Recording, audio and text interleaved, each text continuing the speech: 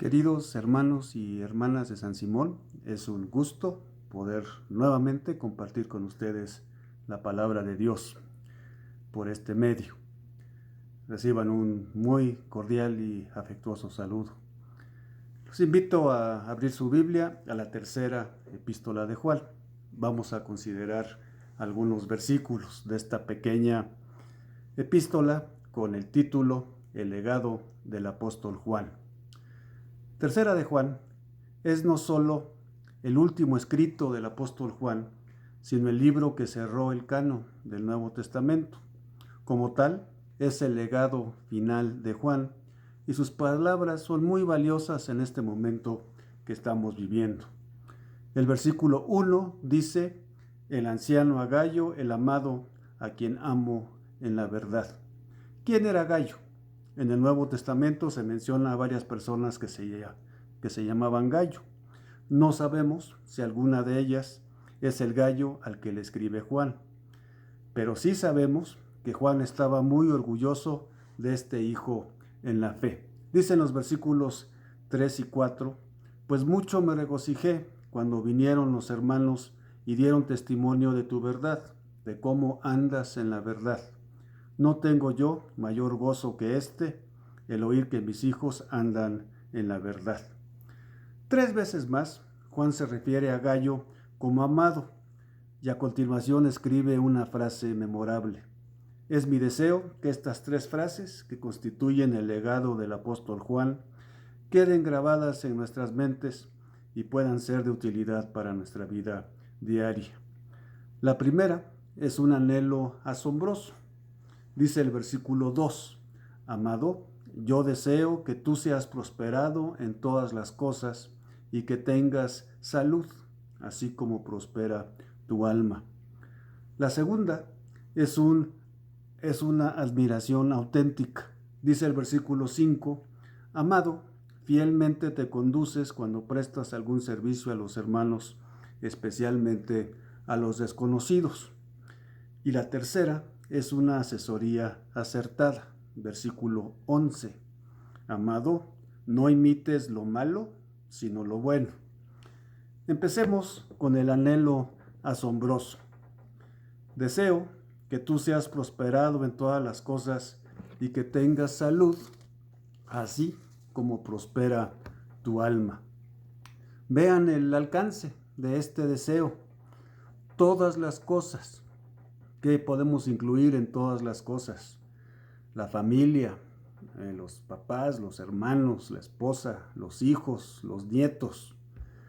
Incluye también el trabajo, los negocios, incluye la escuela, incluye el servicio que hacemos en la iglesia, las actividades que desarrollamos para servir al Señor. Y tiene también como un apartado aparte la salud. Deseo que prosperes en todas estas cosas y la familia, así como prospera tu alma. ¿Qué significa prosperar?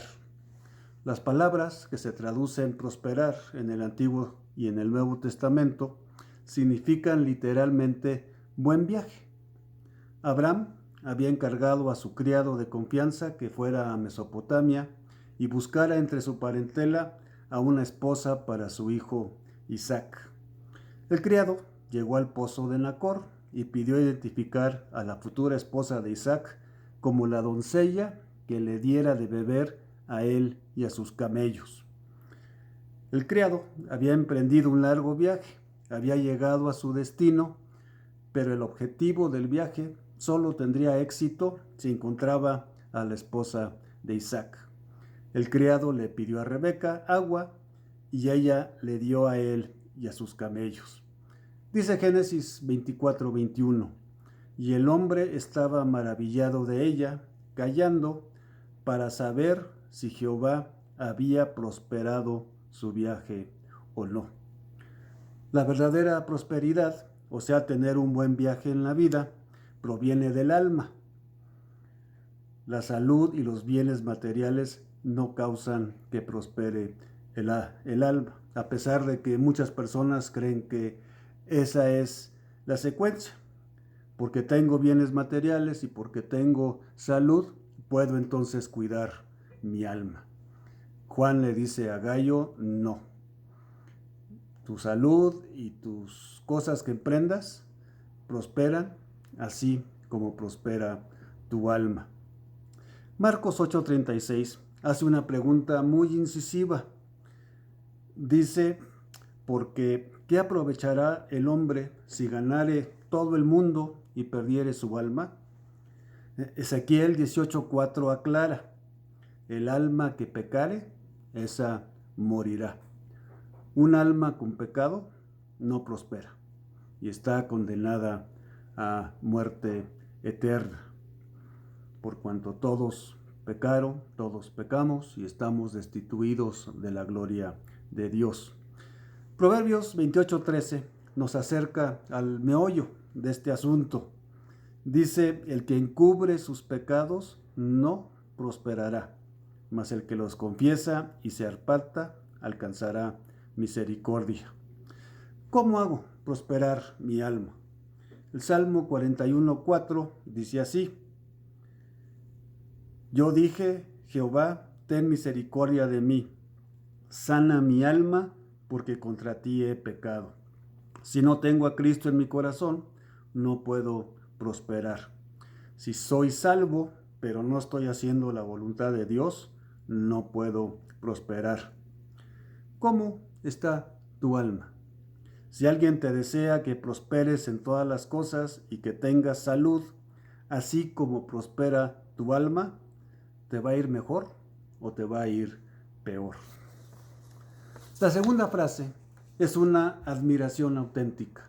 Amado, fielmente te conduces cuando prestas algún servicio a los hermanos, especialmente a los desconocidos. El alma de Gallo prosperaba porque prestaba servicios a los hermanos y ese servicio había provocado una auténtica admiración de parte de Juan. El concepto de servicio es muy amplio. Todos recibimos dones cuando somos salvos. Prestar un servicio a los hermanos es usar ese don para provecho de la iglesia. Además, el concepto de servicio bíblico abarca el uso de nuestros bienes y tiempo en beneficio de los demás. Gallo se conducía fielmente porque efectivamente prestaba el servicio y además lo hacía correctamente. Hay 3 principios para servir correctamente a Dios. El primero es el principio de la prioridad.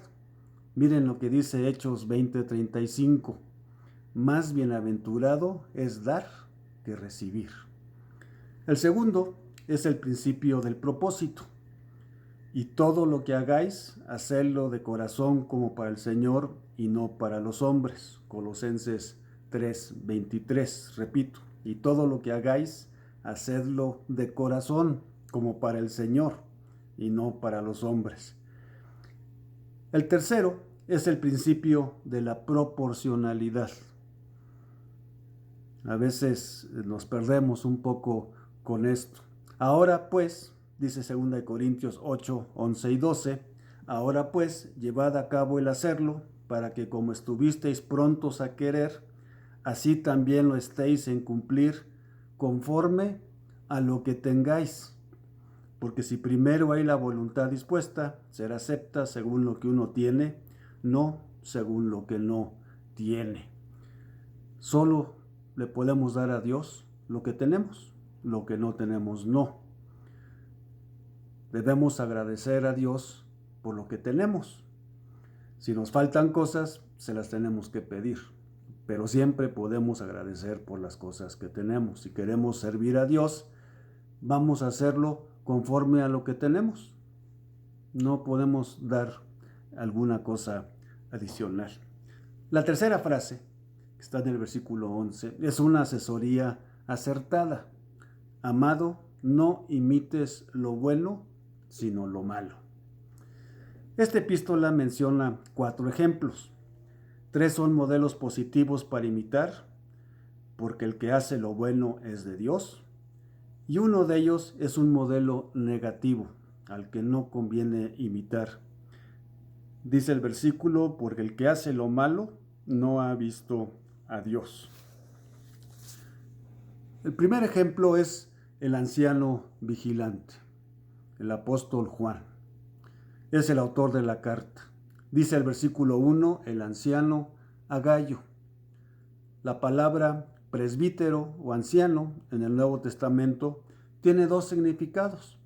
Se refiere a alguien de edad avanzada y, en un sentido técnico, se refiere a alguien maduro espiritualmente que tiene las características que se señalan en 1 Timoteo y en 1 de Tito, y que es puesto junto con otros hermanos con cualidades similares por el Espíritu Santo en la iglesia para supervisar, cuidar y mirar por todo el rebaño. El anciano Juan cumplía ambas definiciones de presbítero o anciano. Cuando escribió esta epístola, hacia finales del siglo I, debía tener algo más de 80 años de edad, una edad avanzada, incluso en nuestro tiempo, pero sobre todo era una persona madura espiritualmente. Era contemporáneo y había conocido en persona a Jesucristo. Fue uno de los 12 apóstoles que acompañaron y aprendieron de Jesús durante los 3 años que duró su ministerio. Presenció la crucifixión de Jesucristo. Estuvo en la tumba vacía el domingo de resurrección. Estuvo en el Pentecostés cuando vino el Espíritu Santo y recibieron los que estaban reunidos en el aposento alto el poder del Espíritu Santo. Colaboró en la predicación del Evangelio. Fue utilizado por el Espíritu Santo para escribir el Evangelio, que lleva su nombre, el Apocalipsis y las 3 epístolas. 50 años después de que Jesucristo, su Maestro, pero también su Salvador y Señor, se había ido, Juan seguía al pendiente de la instrucción de hacer discípulos y enseñarles a guardar todas las cosas que había mandado el Señor y Salvador. En esta pequeña carta encontramos muchas cosas que hacían a Juan como alguien digno de imitar. La segunda persona de esta carta que vale la pena imitar es Gayo. Vamos a llamarle el alumno virtuoso. Ya consideramos cualidades de Gayo que vale imitar. Gayo se dedicaba fielmente a servir a los hermanos, particularmente a los desconocidos. A estos desconocidos, Gayo hacía 3 cosas dignas de imitar. Primero, reconocía su servicio a Dios. B, los refrescaba para que continuaran su viaje. Y tercero, los recibía para cooperar con la verdad. Lo pueden revisar en los versículos 6, 7 y 8. Estos desconocidos eran misioneros, evangelistas y maestros viajeros. Dios ha utilizado poderosamente a estas personas para extender y edificar su iglesia desde el primer siglo hasta la fecha. Dicen estos versículos, dejaron donde vivían y salieron por amor del nombre de Él a anunciar el Evangelio sin recibir nada de los gentiles. El tercer ejemplo a seguir, mencionado en esta carta, es Demetrio. A él le podamos llamar un asociado valioso. Quizás Demetrio fue el cartero que le llevó esta epístola a Gayo. Es posible que fuera uno de los predicadores y maestros visitantes, que ya mencionamos en muchas ocasiones desconocidos, que se describen en los versículos 7 y 8. En todo caso, sabemos que Demetrio era un asociado valioso, un socio, un compañero que convenía tener en el equipo. La breve descripción que tenemos de Demetrio en el versículo 12 señala que tenía un testimonio que conviene imitar. Todos dan testimonio de Demetrio y aún la verdad misma, y también nosotros damos testimonio, y vosotros sabéis que nuestro testimonio es verdadero. Tratemos de imitar a Demetrio con un testimonio de que todo mundo da fe, todo mundo sabe que es verdadero. Demetrio es un cristiano que mostraba el fruto del Espíritu de Gálatas 5, 22 y 23 y tenía muy bien puesto el vestido del que nos habla Colosenses capítulo 3, versículos 12 al 14. El cuarto personaje que se menciona en esta carta es Diótrefes. Su triste caso se describe en los versículos 9 y 10. Es un mal ejemplo, un pésimo ejemplo. Diótrefes era un autócrata vanidoso, un dictador, un déspota. Juan le dedica solo 2 versículos a Diótrefes, pero son lapidarios. Vuélvanos a leer en casa. Juan dice que a Diótrefes le gusta tener el primer lugar entre ellos. Diótrefes representa uno de los peligros que es necesario evitar cuando hablamos del tema de servicio en la iglesia. Para algunos, como Diótrefes, el servicio cristiano se traduce en buscar un puesto, un cargo, en tener poder, porque yo soy el encargado, yo soy el responsable, ser el primero, el que está al frente. Sin embargo, en la iglesia del Señor es imposible ser el primero. La razón es que el lugar del primero ya está ocupado. Cristo es la cabeza de la iglesia, a la cual amó y se entregó a sí mismo por ella. Cristo es el gran pastor de las ovejas, como dice Hebreos 13:20. Es el pastor y obispo de vuestras almas, como dice Primera de Pedro 2:25. Y es el anciano eterno. Dice Apocalipsis 1:8, yo soy el principio y el fin, dice el Señor, el que es, el que era y que ha de venir, el Todopoderoso. Cualquier otra persona que sirve en la iglesia es segundo, tercero, cuarto, pero no puede ser el primero. Diótrefes pretendió ser un autócrata vanidoso. Usurpó un lugar que no le correspondía. Y no solo ocupó un lugar que no le correspondía, sino que le gustaba. Le gustaba porque el título inventado de ser el primero le permitía hacer a un lado a una figura respetable y venerada como el apóstol Juan. Le permitía no recibir a los hermanos que había recomendado Juan. Le permitía maltratar a los miembros de la iglesia que sí respetaban a Juan y querían recibir a los hermanos que recomendaba Juan. Si estos hermanos persistían en su intento de respetar a Juan y recibir a sus enviados, los expulsaba. Diótrefes era un personaje vanidoso, dominado por la arrogancia y el orgullo. Quiero terminar con una ilustración. Presten atención, vean cómo imitar a Diótrefes y dejar que el orgullo domine nuestra forma de hacer las cosas impide que prospere nuestra alma. El capitán de un barco que navegaba por la noche en medio de una tormenta estaba sentado en el centro de mando, observando el horizonte y pensando en lo importante que era ser la máxima autoridad de una embarcación como la suya. De repente vio una luz frente a él y de inmediato dio la instrucción de mandarle decir al otro barco que se había atrevido a imponerse en su camino: hazte un lado, altera tu curso. En segundos recibió una respuesta escueta: vira o vas a tener un problema serio. Molesto, el capitán mandó un mensaje que decía: quítate tú, soy el capitán. De inmediato le contestaron: capitán, cambie su rumbo o va a ser destruido. Sumamente alterado, el capitán envió un último mensaje: soy el almirante arrogante, capitán del portaaviones más poderoso de la tierra. Identifícate de inmediato, porque antes de embestirte, quiero saber quién eres. El capitán leyó la respuesta unos instantes antes de sentir un golpe demoledor y darse cuenta que su buque había encallado con tal fuerza que seguramente se iría a pique y sería destruido.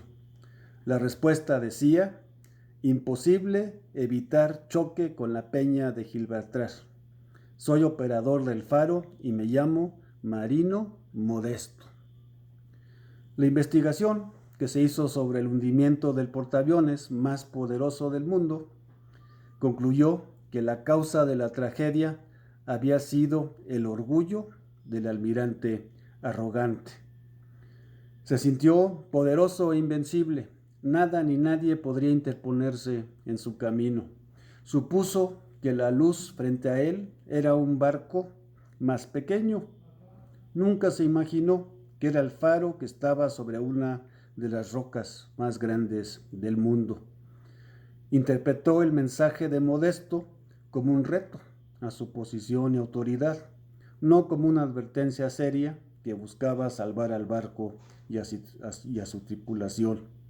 En última instancia, el orgullo del capitán impidió aceptar que la roca no se podía mover y que él, con una simple instrucción, hubiera podido cambiar el curso del barco y evitar la tragedia.